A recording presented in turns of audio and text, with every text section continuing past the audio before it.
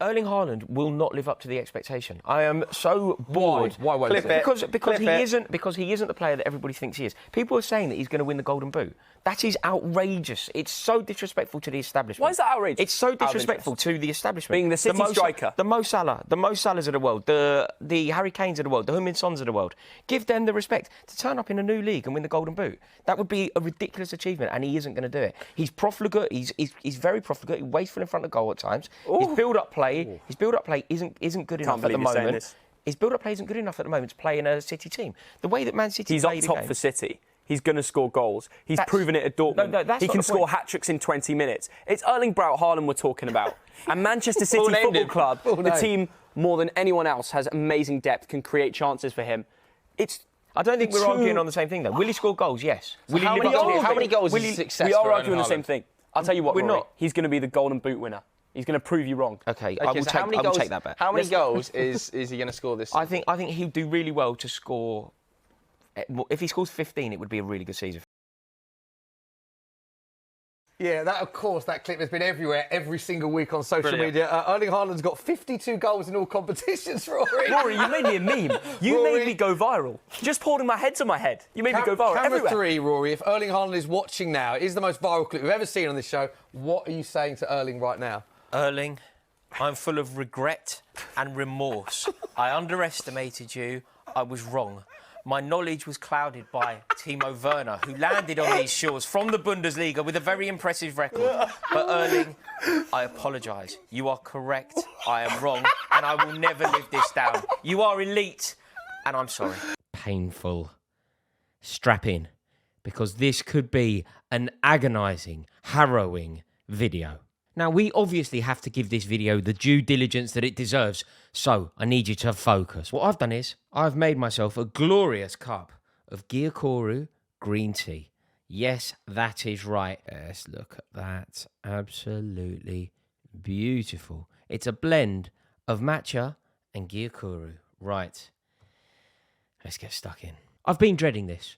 So in this rather distressing video that I have no option but to make, the first thing that we have to do is obviously talk about Erling Haaland. Now, Haaland has obviously been a phenomenon, a sensation, a dazzling player who has taken a wrecking ball to the history books of the Premier League. Delicate touches, glorious movement. He is a complete striker.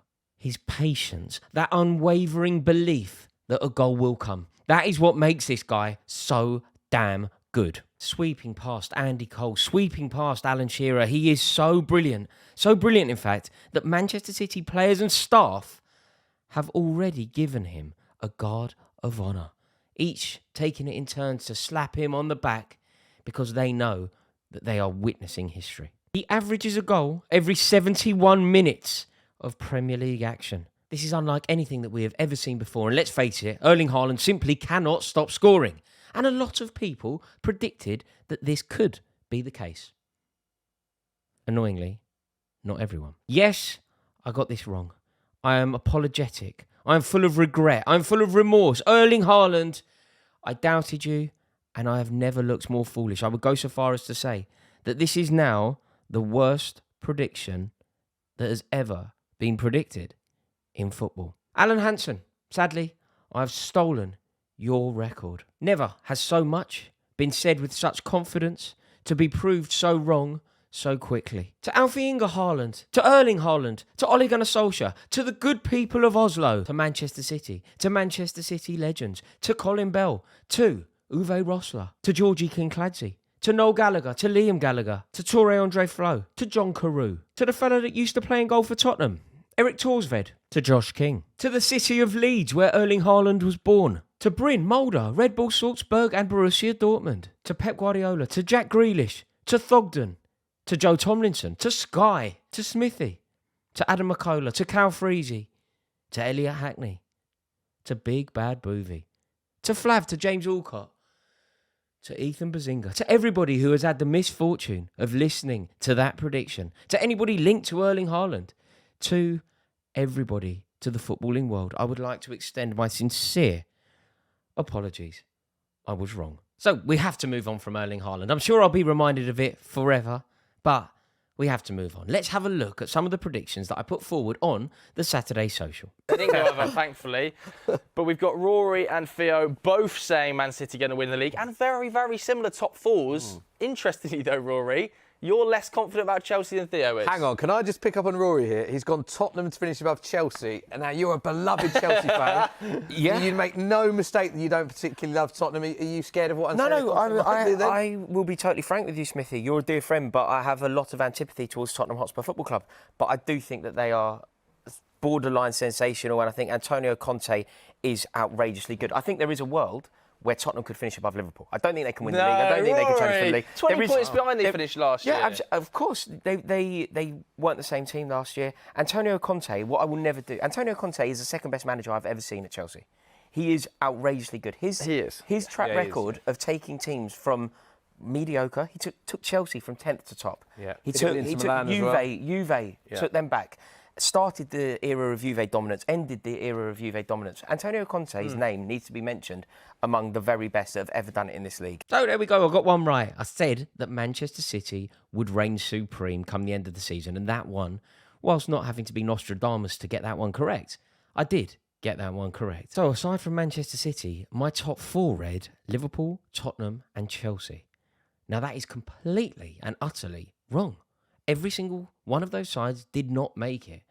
I think that we can rationalise each of these suggestions. Liverpool, for example, were a couple of games away from winning a quadruple the previous season. So to suggest that they would finish in the top four, I don't think is wild. I think a lot of people would have had them in the top four, whether you had them first or fourth. To say that Liverpool would end up in the top four is a fairly standard prediction, and I'm not going to beat myself up too much about getting that one wrong. Tottenham, I'm so furious with myself. I will never make this mistake again. I will never, ever back Tottenham. I have been brought up in the tradition of doubting Tottenham. My forefathers would be furious that I ever thought they could get into the top four, but I believed. Not in Tottenham, not in Levy, not in Kane, but in Antonio Conte. But where I went wrong is I doubted the power of Spursism. Spursism is an all-powerful, all-encompassing force that can ruin even the very best. Not even the brilliance of Antonio Conte, not even the power of Conteism as an ideology can overwhelm the pathetic nature of Tottenham Hotspur. I promise you, I will learn from this mistake. I'm very angry with myself because under previous seasons, I would have never put Tottenham in the top four. This is all because of Antonio Conte. And then Chelsea. This one looks wild now with hindsight, but at the time, Chelsea had a consistent record of finishing in the top four. And whether you thought Chelsea would win the league or finish in the top four, it wouldn't be wild to say Chelsea will end the season in the Champions League spots. But we didn't know. We didn't know about these guys. 1 year today under Bowley, and look at the state of the club. This new era of Chelsea, we have to completely redefine the club. And I will not make this mistake again. This example can be rationalised because we were still thinking of Chelsea as an Abramovich team or as even a Ken Bates team, a team that qualified for the Champions League. Not anymore. Rory went with Nottingham Forest, interesting for his overachievers. 12 new signings, close to £100 million outlay. But for overachievers, I said Nottingham Forest. Now, this is obviously incorrect. There are far more obvious examples for overachievers than Forest. Forest staying up is decent, but when you say overachieving, that isn't what I mean. I can't take a victory here, not by any stretch. The correct answer for overachievers this season is Brighton and Hove Albion. What a club. How perfectly run is it? Tony Bloom, take a bow, and De Zerbi, geezer. I'd have him at Chelsea in the blink of an eye. We've got to move on. Yeah, we've got to move on to our relegation battle. The last sort of team's prediction we've got. And again, quite similar. Both of you going for Bournemouth and Leeds to go down. That is a disgrace. A slight disagreement on Fulham and Brentford. What's a disgrace? This is awful. Brentford 19th. Yes. You have lost it. No. You have lost it. Do you understand the way that football club is run? Yes. And where they finished last season? Yes. And the signings they made, Aaron Hickey, Damsgaard. Yes. This is the problem, Rory. You know the iconic names, but the ones that come in and absolutely shine in the Premier League that you wouldn't have heard of, I'm telling you, Thomas Frank will not get relegated, especially with Ivan Toney up top. He'll score. But they were struggling really badly before Christian Eriksen arrived. Okay, fine. Christian Eriksen saved them. 1 goal, 4 assists.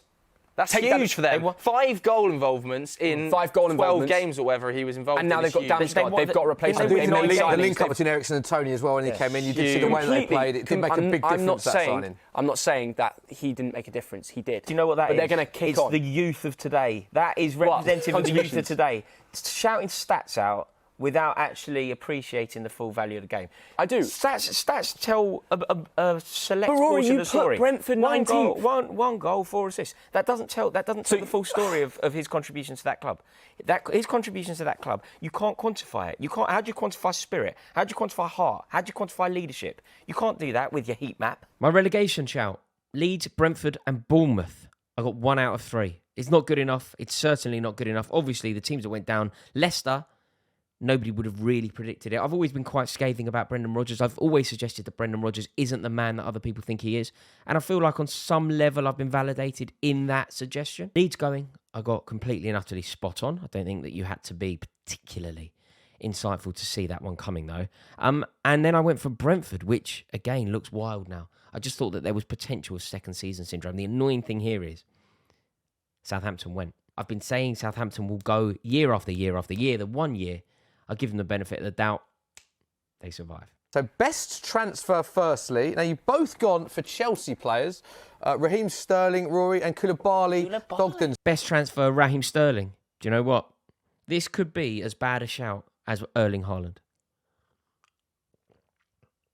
Suggesting that Raheem Sterling would be the signing of the window, the signing of the summer, the best transfer, could not look worse now. Do you know, in terms of the drop-off, in terms of what I hoped Raheem Sterling would be, I would say that it's actually one of the worst signings Chelsea have ever made. Not in terms of what he's delivered on the pitch, just in terms of my expectation. I rate Raheem Sterling so highly. I like Raheem Sterling so much. We know that he is a proven Premier League product. He knows what it takes to score Premier League goals and win Premier League titles. And I thought that he was going to drag Chelsea to victory. I thought he was going to become the personality of the team. And in terms of what I hoped, in terms of what I believed, the drop-off here, this is Erling Haaland again, you know. I've got away with this one. People don't flag this one as being so bad, but it really, really is. This is one of the worst ever signings that Chelsea have made in terms of what I hoped it would be compared to what it is. Flop transfer, Erling Haaland. I can't even talk about this. Please see the opening of this video. Have a look at the final predictions as well then. Player of the season, Rory has gone Mount. Theo's gone Kane. And Mount? Then, Mount. That's the one I'm most confident about. There's literally no jeopardy there. Player of the season. We're talking 20 clubs. Number 1, Mason Mount. You've just said that Chelsea will scrape top 4. And you think Mason Mount is going to be the king of the Premier League. He'll be the reason why. Even with the distraction of Qatar, where Mount is going to play every week. Oh, it's okay. So, hold on. Is he going to be the best player at World Cup as well? Yeah. I'm done. Player of the season, Mason Mount. Do you know what? This is going to hurt me so much, but I believe that Mason Mount will be player of the season next season. But sadly not for Chelsea.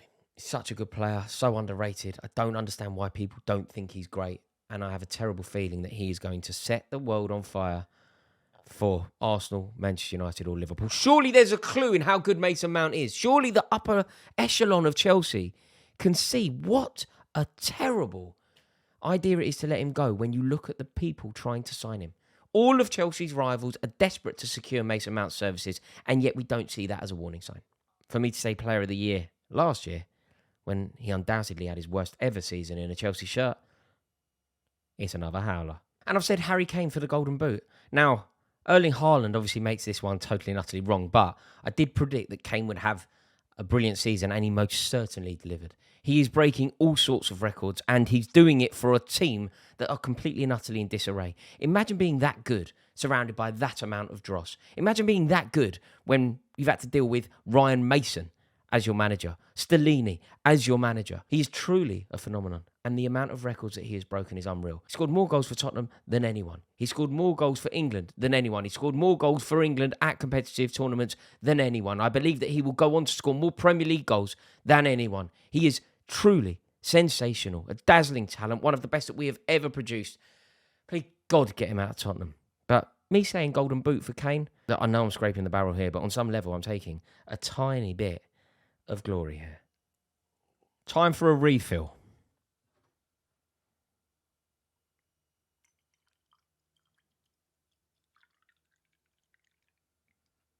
Okay, now let's have a look at the Premier League table. Okay, so Manchester City champions, everybody suspects that. Everybody expects it next year and for the next decade because that is the way football is going, sadly. But we did get that one correct. Now, I think rather than analysing specific positions, I think you can look at areas. Did you get it right or did you get it wrong? So Manchester City, obviously correct. Tottenham Hotspur, hugely incorrect. I said that Tottenham would finish second. And say they finished fourth, I think I could take some sort of victory there. Because effectively, by saying that I think they finished second, what I'm saying is I believe they will have a good season. I believe that they will do more than most people think and they will improve on the previous season. They did not. They've had a terrible year, a disastrous year. A year that I think will go down in history as one of the most torturous for their fans. So Tottenham was totally wrong. However, Liverpool, I put third. Now, I remember in this video with Adi Oladipo, when we explored this, he was livid that I suggested that Liverpool wouldn't finish at least second. And my point was, I said Liverpool could drop off. Liverpool could fall off. I felt like the pursuit and the anguish of trying to secure an unprecedented treble was going to have a negative impact on their season. And I thought that there was going to be an element of drop-off. I remember Adi saying, who on earth is going to make up those points? It's an insurmountable points tally to make up in one window. But Liverpool, where I've suggested third, I think that there is something in there. I believe that I can claim a victory there because I didn't say they'd win the league, and I think a lot of people thought they would. And I also didn't say that they would finish second. And I don't think anybody saw a world where they could drop out of that. So the fact that I didn't say they'd be first or second, I saw that a drop-off could come. I'm claiming half a point. Chelsea. I mean, I got this completely wrong. But so did everybody, because effectively we were predicting what we couldn't predict. We had no data. We had nothing to base this on. You know, when we make our predictions and we say Manchester City are going to win the league, we're basing that on learned knowledge. There was no learned knowledge with Chelsea because it was completely and utterly brand new. It was Todd Bowley, a man who's never worked in European sport before, making himself sporting director of a football club. And therefore, Chelsea had a disastrous season, finishing in 12th, securing our lowest points tally in the Premier League era. Listen to how bad it was. Chelsea, in 1988, were relegated by Middlesbrough. In that season, when we were relegated, we scored 8 more goals that season than we've scored this season. That is how bad it is. So yeah, I said Chelsea would finish 4th. I will not be making that mistake again. Now, this is interesting. I said Arsenal in 5th, and I thought that that was quite generous. Again, in the video with Adi Oladipo, he thought that that was wildly generous to Arsenal. So I saw them on the way up. I saw them making moves in the right direction. I said that they would finish above Manchester United, for example. But I did not anticipate them launching a sustained bid for the Premier League title. And they deserve an awful lot of credit for creating at least an illusion of a title race. I will be far more generous to Arsenal next season when I do my predictions. I think a lot of people seem to be talking about Arsenal potentially not even finishing in the top 4 next season. I totally and utterly disagree. I think they have it in them to go for the title again. And with a few clever transfers, there'll be a force. Manchester United in 6th was wrong, but I didn't really know what to expect. I really didn't. And they've had a brilliant season, and Erik ten Hag has done remarkably well. If they end the season with 2 domestic trophies and top 4, you really do have to take your hat off to him. The League Cup and top 4, still a very decent season, and far better than I predicted. Fair play, Eric. West Ham in 7th looks terrible. They finished 14th. I've got it doubly wrong. But by saying that they'd finish in 7th, effectively what you're saying is that they're going to have a decent season. And I think West Ham fans will tell you that they've had a really good season. If they manage to plant their flag in European soil, it will be historic for that club. So, while my prediction of saying how high up the table they would finish is wrong, I did see an impressive season going their way. I said Villa 8th, they actually finished 7th. Yeah, I anticipated Villa having a very good season. They have such ambitious owners, they're a huge club, and the whole end in full voice is something to behold. There's no reason that Aston Villa won't go on from strength to strength. Unai Emery, a class manager, and I think that they could finish even higher next season. Now, Newcastle in 9th looks terrible, but that was me saying that they'd have a good season. Obviously, considering where they finished the previous season, to say that they'd rocket up the table and finish in the top half was me saying it would go well for them. Certainly didn't anticipate it going quite as well as it's gone, though. So, another one wrong. Palace in 10th, they actually finished in 11th. Not the end of the world. I've said Brighton next. I said Brighton would finish 11th. They've actually finished 6th. Now, this is an error because I doubted the brilliance of Tony Bloom. I didn't think it were possible to compete again when they lost Cucurella, when they lost Bissouma. How on earth would they survive? Cucurella was their player of the year that year. How would they survive? And yet they've gone on from strength to strength. You know, Estepinian is a far better player than Cucurella. McAllister, far better player, or at least a far better season than Bissouma. So they are a truly brilliant club. They are the most well-run club in the country. And when I come to do my predictions next season, I will not have them languishing in 11th. Now, this is weird because I've said Leicester finished 12th. And now that would suggest that it's a bad season for Leicester. I said 12th. I remember Ade on that video saying, they can't finish 12th, they're going to finish in the top 6. And I said, no, it's going to go wrong. Brendan Rodgers has a shelf life. Brendan Rodgers isn't the man that you think he is. Brendan Rodgers is capable of catastrophe. And I thought 12th was catastrophe. But even I overestimated him. He went to new lows. It was a new low for Brendan Rodgers. On some level, I do think I got this one right, though. Southampton I overrated. I can't believe it because I've been saying they're going to go down for such a long time. And the one year I don't say it, they actually do go down. Very annoying. Everton, I mean, they are one of the most poorly run clubs in the world. Until they get it right, they're going to be surviving on the last day. You know, Lampard last year, Dyche this year. Who's it going to be next year? I said that Everton would finish 14th. They actually finished 17th. So I anticipate it being something very similar. Forest, I said 16th, and I actually got Forest right. They did finish 16th. Wolves, I thought were going to survive by the skin of their teeth. It wasn't quite as tough for them to survive as I thought, but ultimately a fairly uninspiring season for them as well. Thank you so much for watching. Really do appreciate it. Please give this video a like if you've enjoyed it. Please do click subscribe. It would be my honour to welcome you into this community. You've got loads and loads of content coming up over the summer months. Have a wonderful day in a bit. And just before you go, I need to say to Erling Haaland and to everybody who's listened, really sorry again.